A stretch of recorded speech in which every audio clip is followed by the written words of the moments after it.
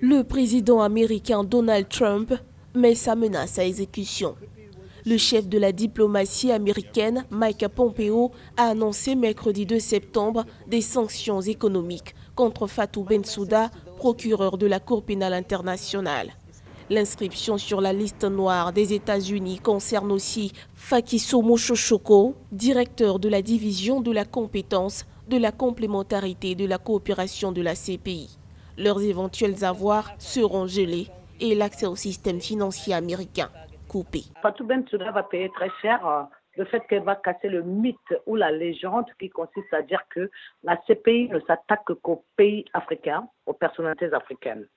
Ceci dit, ce n'est pas la première menace des États-Unis. S'ils peuvent se passer d'aller aux États-Unis et s'ils peuvent avoir d'autres cartes que des cartes qui leur permettent de faire des achats internationaux aux États-Unis, ça ne signifie rien. Mais la symbolique derrière, c'est de dissuader tous ceux qui tenteront de faire la même chose que ces deux personnalités de la CPI.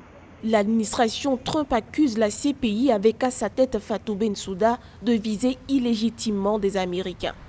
La CPI a ouvert des enquêtes sur des crimes présumés de soldats américains en Afghanistan, ainsi que sur les interventions de l'allié israélien en Cisjordanie et dans la bande de Gaza.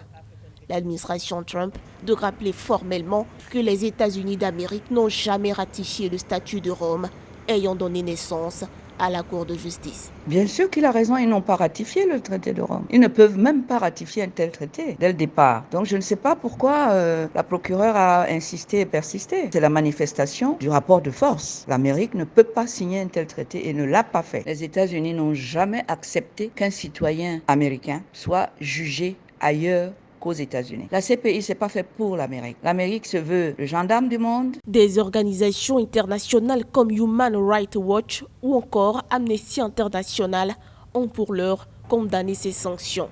Toutefois, rappelons que ces dernières années, la réputation de la Cour pénale internationale a tout de même été sérieusement entachée.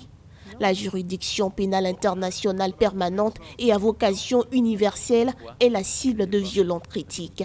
Accusée d'être partiale ou encore à la solde de certaines puissances occidentales, elle n'a jamais cessé de clamer son indépendance.